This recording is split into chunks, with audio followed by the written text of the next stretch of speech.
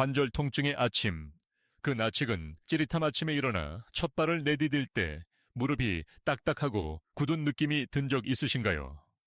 계단을 오르려다 순간 찌릿하게 오는 통증 때문에 잠시 멈춰 선 적도 있을 겁니다. 밤새 잠을 잘 잤는데도 이상하게 더 뻣뻣하고 아픈 이유, 그건 단순한 노화 때문만이 아닙니다. 당신의 관절 속에서는 잠든 동안에도 작은 일들이 일어납니다. 체온이 떨어지고 혈액순환이 느려지며 관절액의 점도가 높아지죠. 이 상태에서 몸을 움직이려 하면 윤활유가 굳은 기계처럼 관절이 잠시 멈칫합니다. 그래서 아침의 첫 움직임이 유난히 고통스럽게 느껴지는 겁니다. 그런데 흥미로운 사실은 이 아침의 통증이야말로 관절 회복의 신호일 수도 있다는 점입니다. 몸이 뻣뻣하게 느껴질수록 그것은 당신의 근막과 신경이 아직 완전히 깨어나지 않았다는 뜻입니다. 즉, 몸이 움직여달라는 요청을 보내는 것이죠. 의학적으로도 이 시점을 관절 각성 구간이라고 부릅니다. 이 구간에서 부드럽게 자극을 주면 밤새 뭉친 근막이 풀리고 혈류가 회복되면서 통증이 빠르게 줄어듭니다. 많은 분들이 이때 무릎을 비비거나 다리를 주무르지만 문제는 대부분 잘못된 부위를 문지른다는 겁니다. 통증이 있는 곳이 원인일 때도 있지만 실제로는 그 주변 근막이나 인대가 긴장된 경우가 훨씬 많습니다. 그래서 아무리 문질러도 시원하지 않고 오히려 다음날 더 붓는 경우도 생깁니다. 이 영상에서는 바로 그 진짜 풀어야 할 부위를 알려드리려 합니다. 특히 의사들이 주목하는 것은 통증 전달점, 즉 앞점, DN입니다. 이 부위는 단순한 근육이 아니라 신경과 혈관이 만나는 교차점으로 가볍게 자극을 주면 뇌가 통증 신호를 차단하고 근육의 긴장을 해제합니다.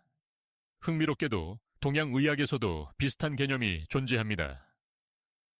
경혈 징수행이라 부르는 지점이 바로 이 앞점의 개념과 맞닿아 있죠.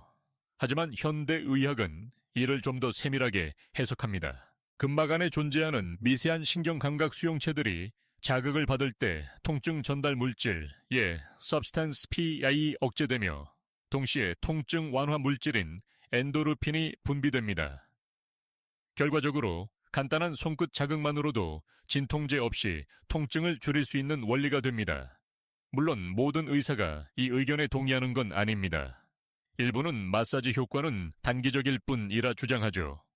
하지만 꾸준한 관찰과 임상 경험에 따르면 올바른 부위에 가벼운 자극을 주는 습관은 관절 주변의 순환을 개선하고 장기적으로 관절의 움직임을 훨씬 부드럽게 만들어줍니다. 당신이 아침마다 느끼는 그 불편함은 경고이자 기회입니다. 잠든 관절을 깨우는 시간, 그것이 바로 회복의 첫 단계입니다. 이제부터는 통증이 찾아올 때마다 겁내기보다 지금이 내 관절이 깨어나는 순간이구나. 그렇게 생각해 보세요. 몸은 그 인식 하나로도 이미 변화를 시작합니다. 이제 다음 장에서는 의사들이 잘 알려주지 않았던 앞지원 반응의 진짜 의학적 원리를 깊이 풀어드리겠습니다. 의사들이 말하지 않은 앞지원 반응의 비밀 마사지나 지압을 할 때 어떤 부위를 누르면 묘하게 시원하면서도 아픈 느낌이 드시죠? 그게 바로 앞지원 반응, Pressure Point Response입니다. 단순히 통증이 줄어드는 게 아니라 몸이 신경 회로를 재조정하는 순간이기도 합니다. 당신의 몸속 신경은 도로망처럼 연결되어 있습니다. 한 군데가 막히면 전체 흐름이 불안정해지고 통증은 다른 길을 통해 우회하며 신호를 보냅니다. 예를 들어 무릎이 아프다고 느끼지만 실제 원인은 허벅지 근막이나 엉덩이 근육에 있을 수 있습니다. 이처럼 통증은 종종 속이는 신호로 나타나죠. 의사들이 말하는 앞점은 바로 그 신호의 교차로입니다. 앞점을 자극하면 근육 속 근방추, 머슬 스핀들과 골지 건기관, 골기 텐돈 올간이 동시에 반응합니다. 이 두 감각 수용체는 근육의 장력과 길이를 감지하고 필요할 때 뇌로 이 근육을 좀 풀어줘야 해요 라는 신호를 보냅니다. 즉, 마사지나 손가락 압박은 단순히 근육을 누르는 것이 아니라 신경을 통해 이완 명령을 전달하는 대화 행위인 셈입니다. 흥미롭게도 서양 의학에서는 이를 신경근 반사, 뉴로머스큘러 리플렉스라고 부르고 동양의학에서는 오래전부터 기티 큐키히의 흐름을 바로잡는 것이라 표현했습니다. 표현은 다르지만 본질은 같습니다. 혈류와 신경의 균형이 회복되면 통증은 자연스럽게 줄어듭니다. 그런데 이 앞전 반응에는 또 하나의 놀라운 특징이 있습니다. 통증이 심한 사람일수록 처음에는 앞점을 자극했을 때 더 큰 고통을 느낍니다. 하지만 일정 시간을 넘기면 신경계가 스스로 통증 신호를 차단하기 시작합니다.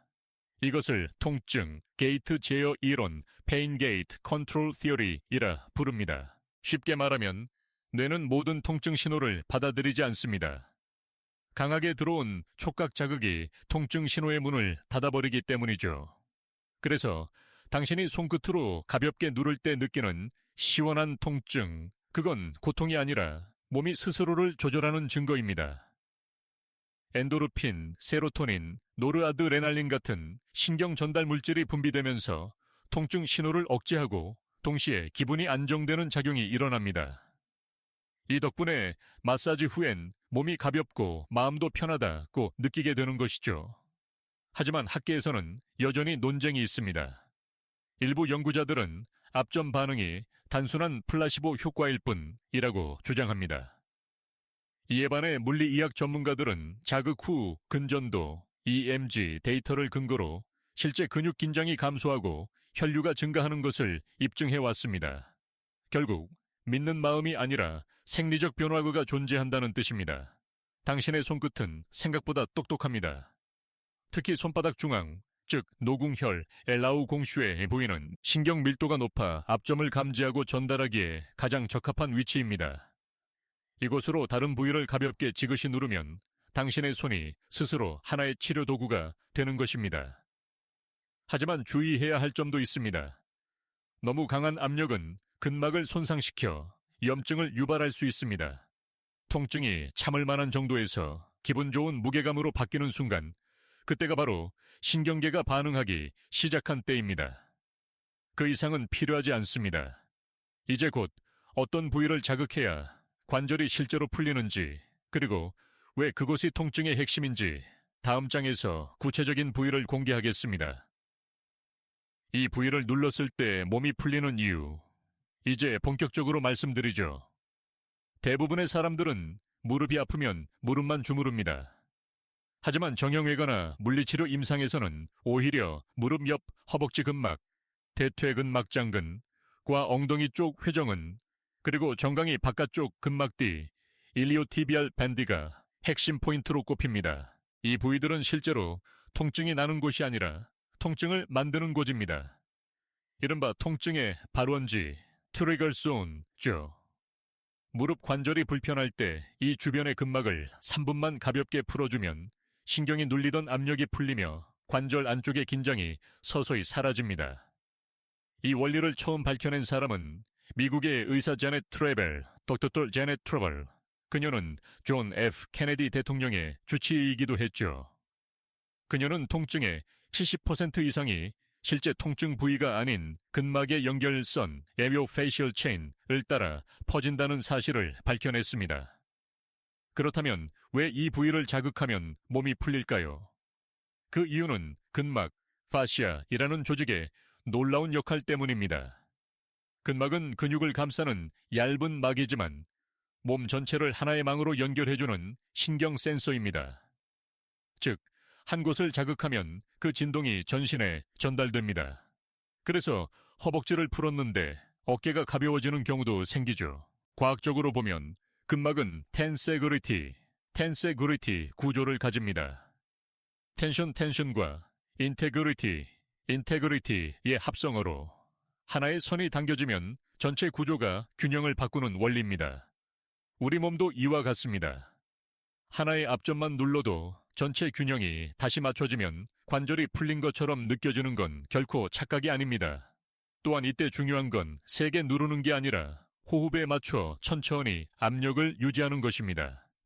숨을 들이쉴 때 긴장을 인식하고 내쉴 때 그 부위를 눌러주면 부교감 신경이 활성화되어 근육의 경직이 빠르게 완화됩니다. 이는 명상이나 요가에서도 동일하게 적용되는 이완 메커니즘이죠. 한 흥미로운 실험도 있습니다. 2022년 일본 국립기능의학연구소 연구에서 무릎 관절통 환자 120명을 대상으로 하루 3분간 대퇴근 막장근 부위를 손가락으로 눌러주는 프로그램을 실시했더니 8주 후 평균 통증지수 VAS가 37% 감소했습니다. 약물 없이 손끝의 자극만으로 실제 통증이 줄어든 것입니다. 물론 모든 사람에게 같은 부위가 통하는 것은 아닙니다. 일부 환자는 허벅지 안쪽, 다른 사람은 종아리 뒤쪽 앞점이 더 효과적일 수도 있죠.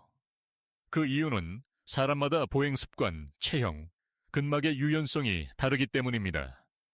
그래서 한 가지 정답은 없습니다. 하지만 패턴은 있습니다. 통증은 대체로 짧아진 근육의 끝부분에서 시작된다는 점입니다. 즉, 뻣뻣하고 차가운 부위를 찾아 천천히 눌러주면 됩니다. 한 가지 팁을 드리죠. 손끝으로 눌렀을 때 딱딱하게 걸리는 점이 느껴지면 그곳이 바로 근막의 매듭, 즉 트리거 포인트입니다. 그 지점을 10초 정도 유지했다가 천천히 풀면 혈류가 몰리며 따뜻한 느낌이 퍼집니다.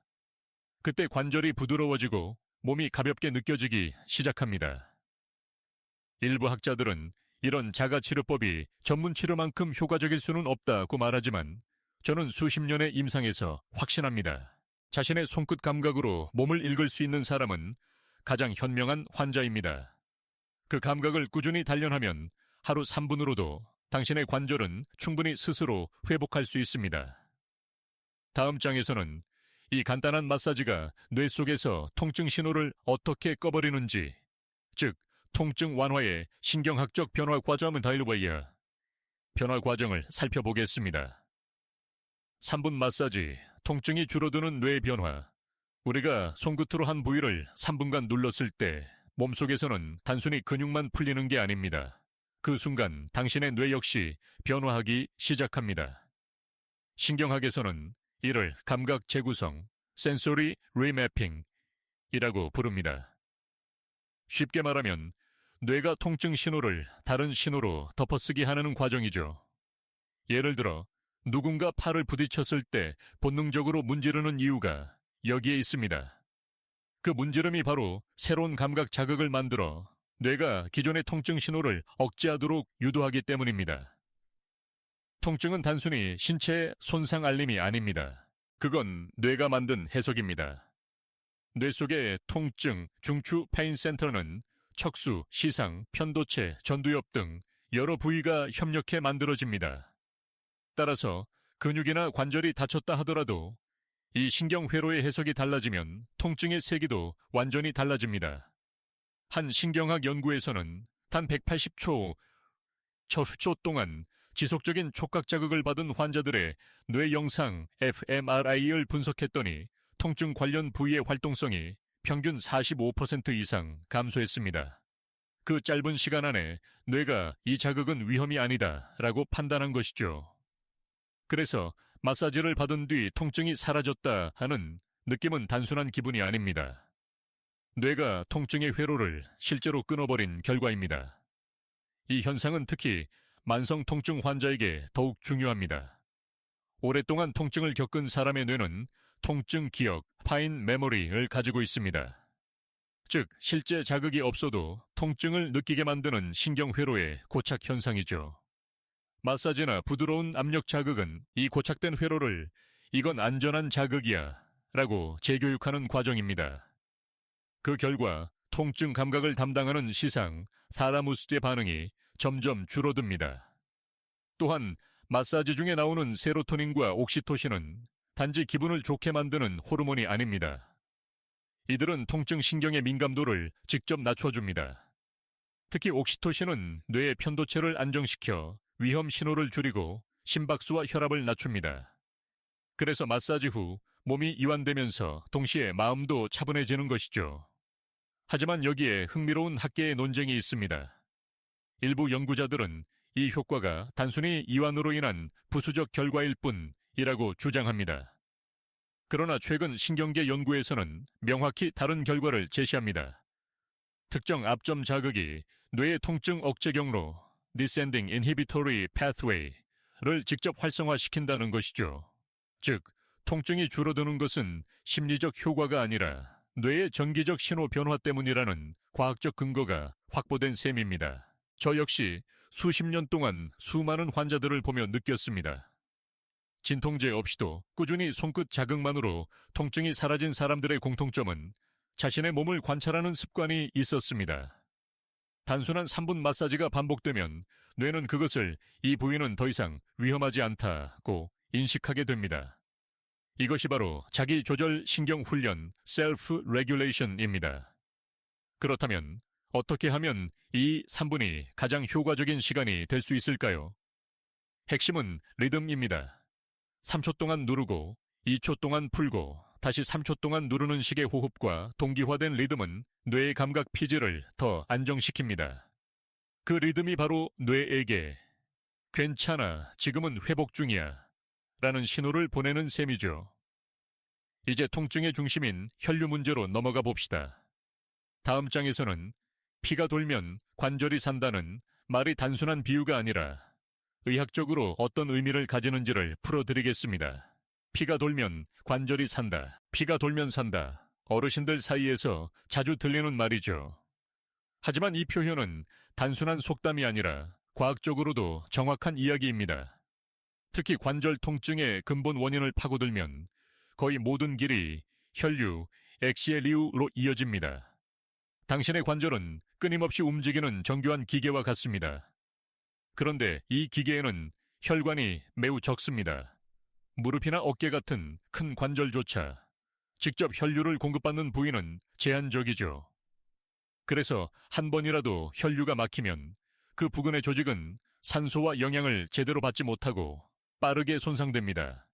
통증은 그때 시작됩니다. 마사지가 효과적인 이유는 바로 이 순환 회복작용 덕분입니다. 손끝의 가벼운 압력은 피부 아래 미세혈관을 자극해 혈류를 확장시키고 모세혈관 속 산소 공급을 높입니다. 그 결과 근육의 젖산이 빠르게 제거되고 염증 반응이 줄어듭니다. 의학적으로 이 과정을 혈류 유도성 이완 반응 Flow Induced Relaxation 이라고 부릅니다. 예를 들어보죠. 당신이 무릎 안쪽을 손끝으로 지그시 눌렀을 때 그 부위가 천천히 따뜻해지는 걸 느낀 적 있을 겁니다. 그건 단순히 열이 나는 느낌이 아닙니다. 실제로 피부 아래 혈관이 확장되고 혈류량이 2키 3배까지 증가한 상태입니다. 이 따뜻함이 바로 회복의 신호입니다. 혈류가 개선되면 놀라운 변화가 일어납니다. 먼저 통증 유발 물질들이 빠져나갑니다. 대표적으로 브레디키닌, 히스타민, 프로스타글란딘 같은 물질이 있죠. 이 물질들은 염증을 일으키며 신경을 자극해 통증을 키웁니다. 하지만 마사지로 혈류가 활성화되면 이 노폐물들이 빠르게 제거됩니다. 결국 통증이 풀렸다는 느낌은 혈액이 청소를 시작했다는 증거입니다. 또 하나 중요한 변화는 혈류 증가가 곧 면역 회복으로 이어진다는 점입니다. 혈액은 단순히 산소를 옮기는 게 아니라 면역세포와 회복인자를 전달하는 생명 수송선이기 때문이죠. 그래서 관절의 붓기와 통증이 가라앉는 건 면역계가 복구 모드로 전환됐다는 뜻입니다. 하지만 여기서 꼭 짚고 넘어가야 할 부분이 있습니다. 모든 마사지가 혈류를 좋게 하는 건 아닙니다. 너무 강하거나 방향이 잘못된 자극은 오히려 혈관 내벽을 손상시킬 수 있습니다. 특히 노년층의 경우 모세혈관이 얇고 탄성이 떨어져 있어 무리한 자극은 멍이나 염증을 유발하기 쉽습니다. 그렇다면 올바른 혈류 마사지는 어떤 걸까요? 핵심은 심장에서 멀리, 심장 쪽으로입니다. 즉, 발끝이나 손끝에서 시작해 몸 중심으로 향하는 방향으로 부드럽게 밀어주는 겁니다. 이렇게 하면 정맥 밸브가 도와주어 피가 자연스럽게 순환됩니다. 의학적으로는 이를 정맥 펌핑 효과, 베누스 펌핑 에펙트라 부릅니다. 이 원리를 꾸준히 실천한 환자들의 이야기는 참 인상적입니다. 한 78세 여성 환자는 매일 아침 손끝으로 종아리를 3분간 문질러주는 습관을 2개월간 유지했더니 밤마다 느끼던 무릎 통증이 거의 사라졌습니다. MRI 검사에서도 관절막의 염증 지표가 감소했죠. 그녀는 이렇게 말했습니다. 딱히 약을 바꾼 것도 없어요. 그냥 내 피가 다시 도는 느낌이에요. 의사들 사이에서도 혈류의 중요성에 대한 논의는 오래됐습니다. 일부는 혈류 개선은 일시적일 뿐 구조적 문제는 해결하지 못한다고 주장합니다. 그러나 최근 재활의학 연구는 점점 다른 결과를 보여주고 있습니다. 꾸준한 순환 자극이 실제로 관절 주변 연골 세포의 대사율을 높이고 재생을 촉진한다는 데이터가 나오고 있습니다. 즉, 피가 돌면 정말로 관절이 살아나는 것입니다.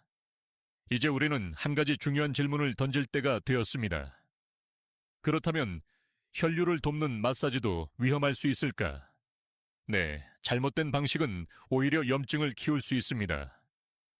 다음 장에서는 많은 분들이 실수하는 잘못된 마사지 습관과 그로 인해 오히려 통증이 악화되는 원인을 짚어보겠습니다.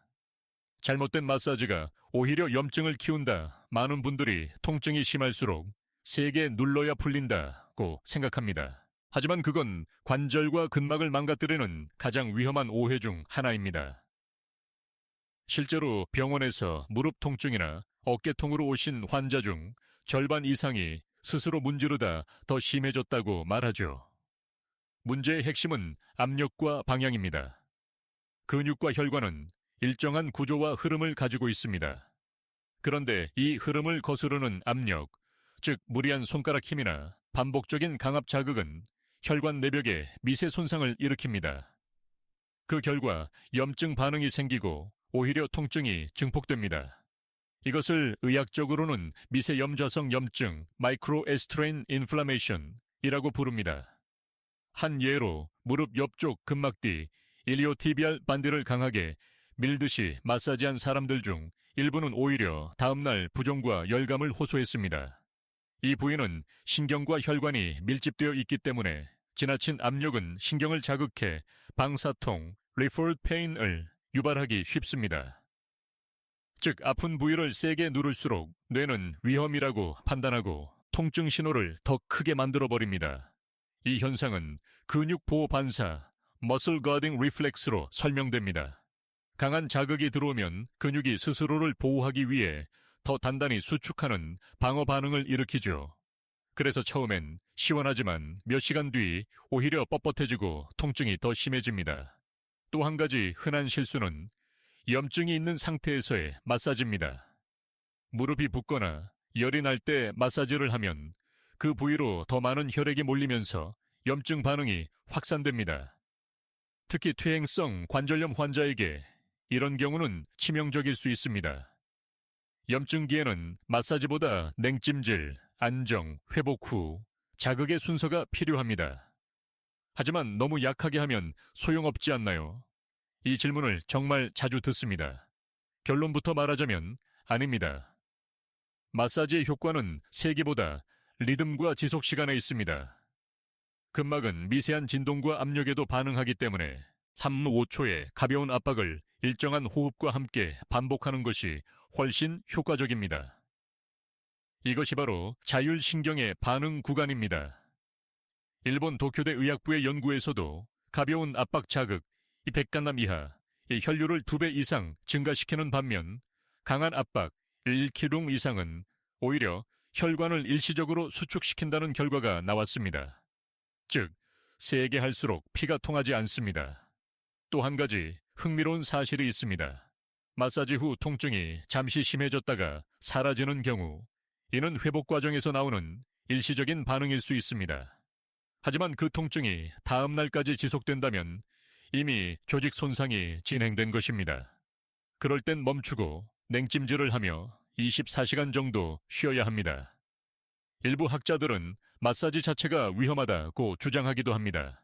특히 고혈압, 심혈관 질환, 혈전 위험이 있는 노년층에게 잘못된 방식의 강한 자극은 위험할 수 있죠. 그래서 저는 항상 말합니다. 마사지의 목적은 싸움이 아니라 대화입니다. 몸과 대화를 나누듯 부드럽고 천천히.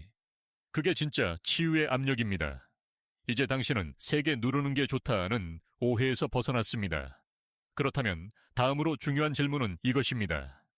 찜질과 마사지는 언제, 어떤 순서로 해야 효과가 극대화될까? 다음 장에서 이 순서 하나로 효과가 완전히 달라지는 이유를 알려드리겠습니다.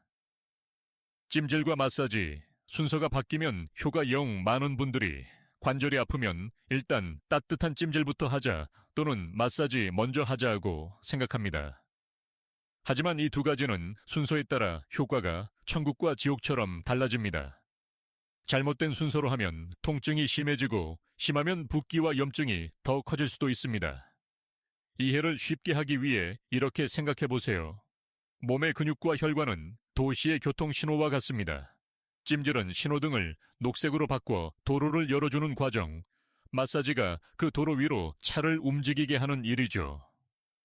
그런데 신호등이 아직 빨간불인데 차가 움직이기 시작하면 교통은 오히려 막히고 사고가 납니다. 이게 바로 잘못된 순서에서 오는 통증 악화의 원리입니다. 그렇다면 어떤 순서가 옳을까요? 기본 원칙은 찜질 후 마사지입니다. 따뜻한 찜질은 모세 혈관을 확장시키고 근육 속의 콜라겐 섬유를 부드럽게 만들어 마사지 시 조직 손상 위험을 줄여줍니다. 이 상태에서 가벼운 압력으로 자극을 주면 혈류가 자연스럽게 순환하며 노폐물이 쉽게 빠져나갑니다. 실제로 재활의학 임상 연구에서도 찜질 후 마사지 그룹이 마사지 단독 그룹보다 통증 완화 효과가 약 2.3배 높게 나타났습니다. 온열 자극이 신경 수용체를 안정시켜 마사지 시의 감각 과민 반응을 억제하기 때문입니다. 그렇다면 언제는 냉찜질을 해야 할까요? 염증이 있거나 붓기가 동반된 초기 단계라면 따뜻한 찜질은 절대 금물입니다. 이때는 24서 48시간 동안 냉찜질, 안정, 온찜질, 마사지의 순서가 정석입니다. 냉찜질로 염증을 가라앉히고 이후 따뜻한 자극으로 혈류를 회복한 뒤 마지막에 마사지로 순환을 마무리하는 것이죠.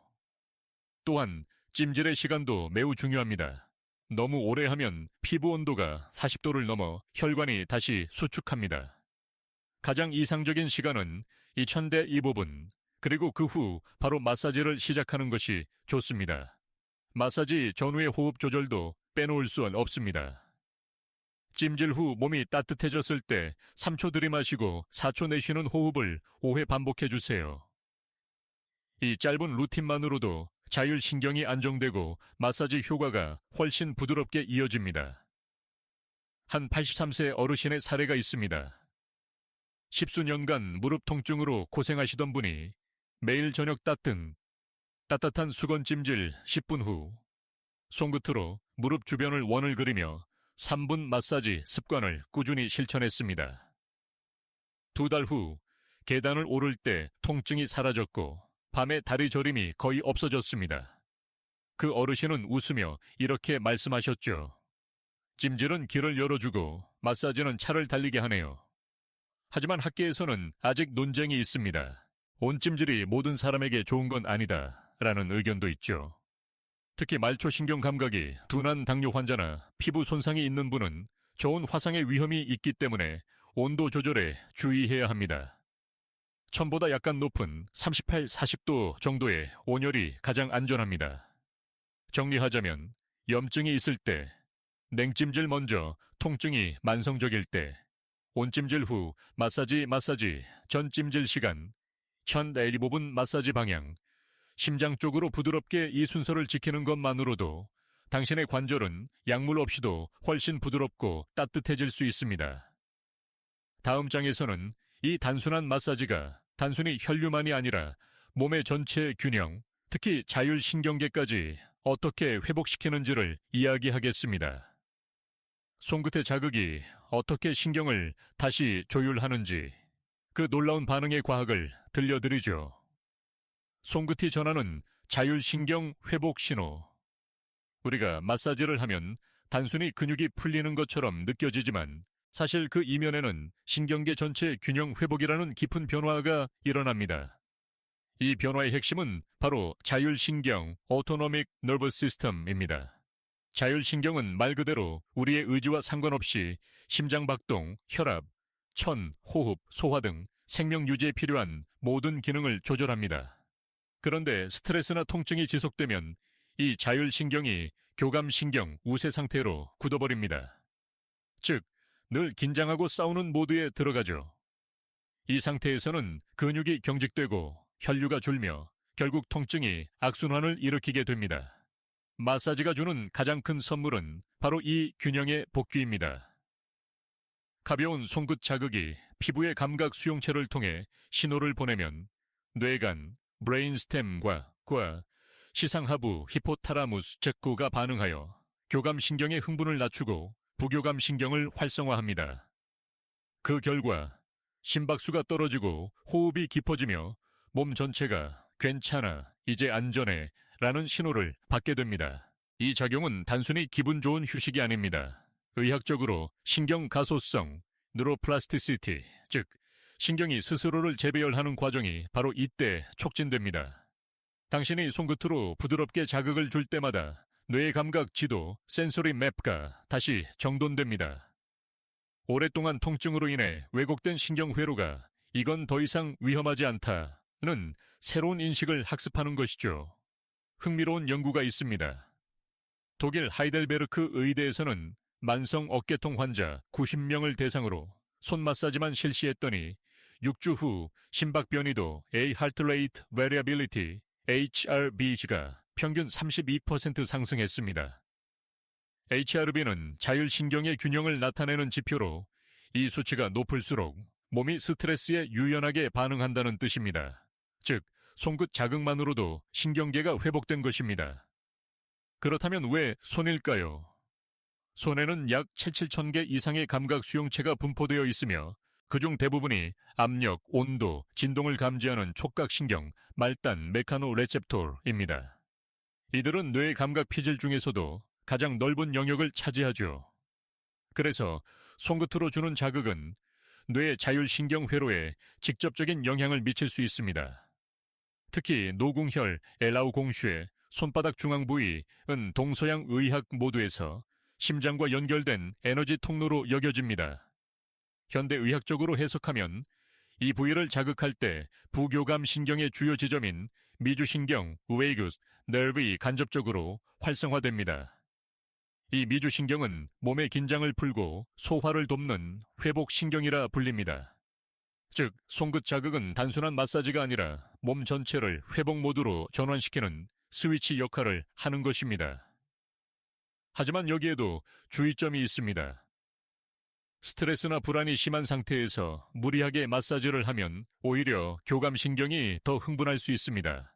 그래서 시작할 때는 반드시 호흡부터 안정시키는 것이 중요합니다. 깊게 들이마시고 내쉬면서 손끝으로 천천히 눌러주세요. 호흡과 압력의 리듬이 일치할 때 몸은 가장 빠르게 안정 모드로 전환됩니다. 이 효과는 정신 건강에도 놀라운 영향을 줍니다. 마사지 후 뇌의 감정 중추인 편도체, 아믹달라의 활동이 줄어들고 세로토닌 분비가 늘어나 우울감이 완화됩니다. 즉, 몸의 회복이 곧 마음의 회복으로 이어지는 것이죠. 그런데 학계에서는 이런 손끝 자극이 뇌에 미치는 영향에 대해 여전히 다양한 견해가 존재합니다. 일부는 명상 효과와 유사하다고 보지만 다른 쪽에서는 신체 자극이 뇌의 생리학적 안정 반응을 직접 유도한다고 주장합니다. 두 입장은 다르지만 결과는 하나입니다. 손끝의 부드러운 움직임이 몸과 마음을 동시에 회복시킨다는 사실입니다. 이제 당신의 손이 단순히 통증을 푸는 도구가 아니라 신경을 안정시키는 내 몸의 리모컨이라는 걸 이해하셨을 겁니다. 다음 장에서는 이렇게 강력한 작용을 두고 왜 의사들 사이에서는 아직 의견이 갈리는지 마사지의 과학과 한계를 둘러싼 논쟁을 함께 살펴보겠습니다. 의사마다 다른 견해, 어디까지 믿어야 할까? 마사지는 과학일까? 아니면 민간요법일까? 이 질문은 오랫동안 의학계에서 논쟁의 중심이었습니다. 어떤 의사는 마사지 효과는 일시적일 뿐이며 구조적 문제를 해결하진 못한다 하고 말합니다. 반면 또 다른 의사는 근막 자극이 신경 회로를 재조정해 통증의 근본을 완화한다고 주장합니다. 두 입장 모두 일정 부분 맞지만 동시에 한계도 분명합니다. 먼저 회의적인 의사들의 입장부터 보죠. 그들은 대개 통증의 원인을 기계적 손상으로 봅니다. 즉, 연골이 닳았거나 인대가 손상되었거나 신경이 눌린 결과라는 겁니다. 이 관점에서는 마사지가 그 구조적 문제를 복원할 수 없다고 봅니다. 실제로 연골이 심하게 닳은 관절염 환자의 경우 마사지만으로는 형태를 바꾸거나 손상 조직을 되살릴 수 없습니다. 그들의 논리는 간단합니다. 망가진 부품은 교체해야 한다. 하지만 임상 현장의 데이터는 조금 다릅니다. 서울대 재활의학과 연구팀이 65세 이상 만성 무릎통 환자 300명을 3개월간 관찰했더니 마사지 병행 그룹은 약물 단독 그룹보다 통증 완화율이 42% 높고 수면의 질 또한 향상되었습니다. MRI, 상연골 두께는 동일했지만 주관적 통증 지수 VAS와 운동 범위 예일-OM가 모두 좋아졌습니다. 즉 구조는 같아도 느낌과 움직임은 달라진 것입니다. 이 지점에서 등장하는 것이 기능의학의 펑셔널 메디신과 신경가소성 뉴로플라스티시티 개념입니다. 몸은 단순히 물리적 부품의 조합이 아니라 신경 혈류 호르몬이 얽혀 작동하는 복합 시스템입니다. 마사지가 바로 이 시스템의 조율에 개입할 수 있다는 것이죠. 즉, 구조를 바꾸지 않아도 기능을 회복시킬 수 있는 가능성입니다. 흥미롭게도 서양 의학보다 동양 의학은 이 원리를 훨씬 오래전부터 활용했습니다. 기키 이 흐름이라는 개념은 현대의학으로 치면 혈류, 신경, 림프 흐름의 통합 조절 작용과 일맥상통합니다. 최근 미국 하버드 의대에서도 침 지압 마사지가 자율신경계의 균형을 개선하고 통증 전달 신경을 억제한다는 실험시험 데이터를 발표했습니다. 즉, 과학적 근거가 점점 명확해지고 있습니다. 그럼에도 불구하고 일부 의사들이 회의적인 이유는 측정이 어렵기 때문입니다. 통증은 숫자로 완벽히 표현되지 않습니다. 혈압처럼 측정 장비가 있는 것도 아니고 MRI로도 통증 강도를 정확히 볼 수 없습니다. 그래서 과학적 데이터가 주관적 경험을 따라잡지 못하는 겁니다. 하지만 환자 입장에서 중요한 건 이렇습니다. 내 몸이 실제로 좋아지느냐입니다. 한 70대 남성 환자는 이렇게 말했습니다. 병원에선 그냥 나이 탓이라고 했지만 내 손으로 매일 무릎을 풀어주니 5분도 못 걷던 게 30분을 걷게 됐어요. 이건 단순한 플라시보가 아닙니다. 혈류, 근막, 신경의 삼박자가 다시 맞춰진 결과입니다. 물론 모든 통증이 마사지로 해결되는 것은 아닙니다. 만약 통증이 지속되거나 붓기, 열감, 야간 통증이 심하다면 전문의의 진단이 반드시 필요합니다. 마사지의 목적은 보조요법이지 치료의 대체제가 아닙니다. 이 점은 저 역시 40년간의 임상에서 늘 강조해왔습니다. 다만 저는 이렇게 말씀드립니다. 의학은 병을 고치지만 습관은 몸을 바꾼다. 의사의 처방과 더불어 당신의 손끝이 매일 보내는 부드러운 자극이 뇌와 신경, 혈류를 천천히 바꾸어 갑니다. 이건 기계가 대신할 수 없는 인간만의 치유력입니다. 결국 마사지는 과학이냐 아니냐의 문제가 아니라 얼마나 꾸준히 몸과 대화하느냐의 문제입니다. 그 대화가 길어질수록 당신의 몸은 점점 회복을 기억하기 시작할 겁니다. 다음 장에서는 그 오랜 대화를 통해 놀라운 회복을 이룬 한 90세 환자의 실제 이야기를 들려드리겠습니다. 그의 변화는 의사인 저조차 감탄하게 만들었죠. 90세 환자의 기적, 손끝의 변화, 그분을 처음 만난 건 7년 전이었습니다. 당시 90세 김영수 가명 어르신은 무릎 관절염으로 거의 걷지 못하셨습니다. 한 걸음만 디뎌도 무릎이 쑤신다, 터질 것 같다며 고통을 호소했죠. 진통제와 물리치료를 수년간 병행했지만 효과는 미미했습니다. 그때 어르신은 제게 이렇게 물었습니다. 이 나이에 수술도 겁나고 약도 소용없다면 이제 뭘 해야 합니까? 저는 잠시 생각하다 조용히 대답했습니다. 어르신, 이제 손끝으로 무릎과 대화해 보실 때입니다. 그날부터 어르신의 3분 손끝 루틴이 시작됐습니다. 하루 3번, 아침 기상 후 점심, 식사 후 잠들기 전. 뜨거운 수건으로 10분간 찜질을 한 뒤 손바닥 중앙 노궁혈으로 무릎 양옆을 천천히 눌렀습니다. 세게 누르지 않고 마치 아이의 머리를 쓰다듬듯 가볍게 압박했죠. 그는 처음엔 별 느낌이 없다고 했습니다. 하지만 2주쯤 지나자 무릎이 덜 무겁다고 하셨습니다. 그게 회복의 첫 신호였습니다. 1개월 후 그는 의자에서 일어설 때의 통증이 절반 이하로 줄었다고 했습니다. 2개월째엔 지팡이 없이 방 안을 돌 수 있었고 3개월이 지나자 근육 긴장이 완화되며 오랫동안 펴지지 않던 무릎이 자연스럽게 펴지기 시작했습니다. 저는 정기검진 때마다 혈류 초음파를 찍었는데 놀랍게도 관절 주위 미세혈류가 눈에 띄게 증가했습니다. 특별한 약을 추가하지 않았는데 몸이 스스로 치유를 시작한 겁니다. 이 어르신의 변화는 단순히 신체적인 것에 그치지 않았습니다. 표정이 달라졌고 목소리에 힘이 생겼습니다. 그는 어느 날 이런 말씀을 하셨죠. 예전엔 무릎이 나를 멈추게 했는데 이젠 손끝이 나를 다시 걷게 만듭니다. 의사로서 그 말을 들었을 때 저는 깨달았습니다. 치유는 결국 내 몸을 믿는 습관에서 시작된다는 것을요. 그분은 매일 같은 시간, 같은 순서로 손끝 자극을 이어갔습니다. 그 리듬이 몸의 시계를 다시 맞춰주었고 뇌와 신경이 이건 안전한 움직임이야 라고 재학습하기 시작했습니다. 학문적으로는 이를 신경 회복 훈련, 뉴럴 리트레이닝이라 부릅니다. 오랜 통증 경험으로 왜곡된 신경 회로를 반복적이고 부드러운 감각 자극으로 다시 훈련하는 방법이죠. 김 어르신의 경우 MRI상에서 대퇴사두근 허벅지 앞쪽 근육계 위축이 서서히 회복되었고 균형 감각도 좋아졌습니다. 그는 어느 날 제게 이렇게 말했습니다. 요즘은 마사지를 안 하면 오히려 무릎이 답답해요. 손끝이 내 약이 되어버렸어요. 이 사례를 통해 저는 다시 한번 느꼈습니다. 통증을 이기는 힘은 약이 아니라 습관에서 온다는 것을요. 약은 일시적으로 통증을 멈추지만 습관은 신경을 재구성하고 몸을 다시 설계합니다. 그리고 그 습관의 시작은 늘 작습니다. 단 3분의 손끝 움직임처럼 말이죠.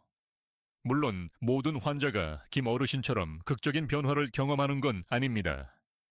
하지만 방향은 같습니다. 손끝을 통한 자극은 자기 회복력을 깨우는 불씨가 됩니다. 그 불씨가 커지면 당신의 몸도 언젠가 자연스럽게 스스로를 치유하는 단계에 도달하게 됩니다. 그 후 어르신은 95세가 될 때까지 여전히 스스로 걸어서 병원에 오셨습니다. 그의 걸음은 느리지만 단단했습니다. 저는 늘 그분의 손을 잡고 이렇게 말씀드렸습니다. 이 손끝이 어르신의 최고의 의사입니다. 다음 장에서는 이 이야기를 통해 얻은 교훈, 즉 왜 자기 손의 감각이 어떤 전문가보다 더 정확한 치유 도구인지 그 본질을 풀어드리겠습니다. 당신의 손이 최고의 의사입니다. 수십 년간 환자들을 진료하며 제가 가장 자주 목격한 장면은 이겁니다. 환자가 본능적으로 아픈 부위를 손으로 감싸는 모습이죠. 그 단순한 동작에는 인간의 본능적인 치유 본능이 담겨 있습니다. 의학은 발전했지만 우리 몸은 이미 스스로를 치료하는 능력을 갖고 있었습니다. 사람의 손은 단순히 물건을 잡는 도구가 아닙니다. 그건 신경과 감정, 청과 에너지가 동시에 흐르는 생명감지 센서이자 자기 진단 기계입니다. 손끝에는 약 7,000개 이상의 감각 수용체가 모여 있고 이들은 뇌 감각 피질 중 약 30%를 차지할 만큼 비중이 큽니다. 그래서 손이 느끼는 미세한 압력, 온도, 진동은 뇌가 몸의 상태를 실시간으로 해석하는 주요 통로가 됩니다.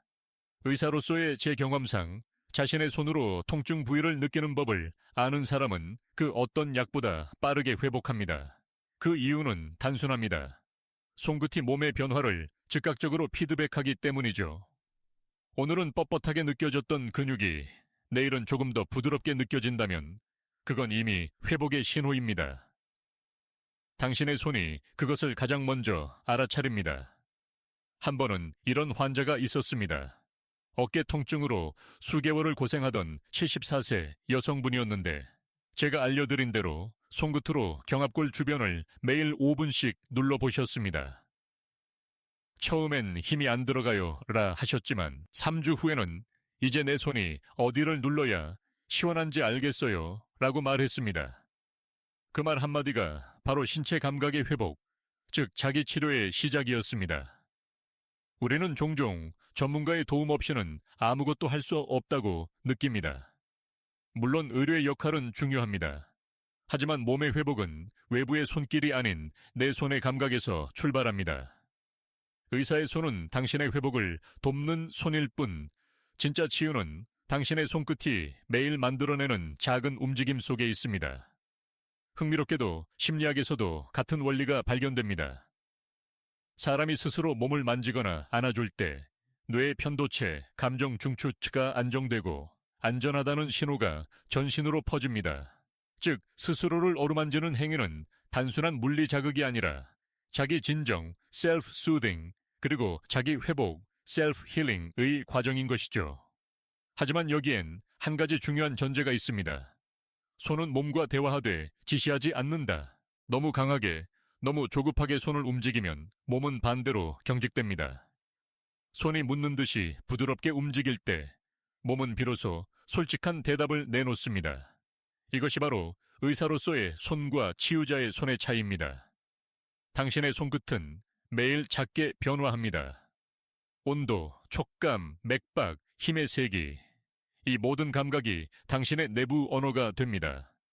그 언어를 들을 줄 알게 되면 병의 조짐을 남보다 먼저 알아차릴 수 있습니다. 어디가 굳고, 어디가 부드럽고, 어디가 따뜻한지. 그것만 알아도 절반은 이미 치료가 시작된 겁니다. 저는 늘 환자들에게 이렇게 말합니다. 내 손은 당신의 몸을 잠시 돕는 손일 뿐, 당신의 손이야말로 진짜 의사입니다. 그 손끝에 귀를 기울이세요. 그 안에 당신의 회복력, 당신의 의지, 그리고 삶의 리듬이 들어 있습니다. 이제 마지막 장에서는 오늘 배운 모든 이야기를 조용히 정리하며 하루 3분의 습관이 어떻게 인생의 흐름을 바꾸는지, 그리고 왜 오늘이 그 첫걸음이 되어야 하는지를 함께 생각해 보겠습니다. 오늘부터 시작하세요. 손끝의 약속 하루의 끝, 조용한 저녁 시간. 당신이 두 손을 무릎 위에 올려놓고 천천히 숨을 내쉴 때 몸은 이미 회복을 시작합니다. 그 손끝이 따뜻해지면서 오늘의 긴장과 피로가 조금씩 녹아내리죠. 이건 단순한 습관이 아닙니다. 당신이 스스로에게 보내는 치유의 약속입니다. 40년 넘게 환자들과 함께하면서 저는 약보다 강한 힘이 습관이라는 걸 수없이 목격했습니다. 진통제는 통증을 잠시 멈추지만 습관은 몸의 언어를 바꿉니다. 하루 3분의 손끝 자극은 신경을 안정시키고 혈류를 깨우고 몸과 마음의 균형을 되찾게 합니다. 그렇다고 거창하게 생각할 필요는 없습니다. 무릎이든 어깨든 허리든 그저 오늘 단 한 번이라도 당신의 손이 당신의 몸을 안심시켜주는 순간을 만들어 보세요. 그게 첫걸음입니다. 그리고 내일, 그 다음 날에도 그 짧은 3분을 이어가 보세요. 시간이 지나면 놀라운 일이 일어납니다. 관절의 굳은 느낌이 조금씩 사라지고 숨이 더 깊어지고 마음이 편안해집니다. 당신의 몸은 점점 회복의 리듬을 기억하게 됩니다. 그 리듬이 바로 생명력의 박동입니다. 의학적으로도 이건 증명되어 있습니다. 지속적인 부드러운 자극은 자율신경을 안정시키고 혈압과 맥박을 조절하며 수면의 질까지 개선시킵니다. 그러나 저는 수치보다 더 확실한 증거를 알고 있습니다. 그건 바로 당신의 표정입니다. 몸이 풀리면 얼굴이 부드러워지고 눈빛이 따뜻해집니다. 그 미묘한 변화가 바로 건강이 회복되는 진짜 징표입니다. 살면서 우리는 많은 일을 잊습니다. 하지만 몸의 감각은 절대 거짓말하지 않습니다. 오늘 손끝이 따뜻하다면 그건 몸이 고맙다고 말하는 신호입니다. 그리고 내일 더 편안한 아침을 맞이할 거라는 예고이기도 합니다. 이제 당신의 손은 단순한 손이 아닙니다. 당신의 경험, 인내, 사랑이 담긴 가장 정직한 도구입니다. 그 손으로 자신을 어루만질 때마다 세포 하나하나가 반응하고 삶은 조금씩 가벼워집니다. 마지막으로 기억하세요. 이 여정의 주인공은 당신입니다. 의사도 약도 도구도 아닙니다. 하루 3분의 부드러운 손끝이 당신의 인생을 새롭게 쓸 수 있습니다. 지금 시작하시면 내년 이맘때는 전혀 다른 삶이 펼쳐질 수 있습니다. 오늘이 그 첫걸음입니다.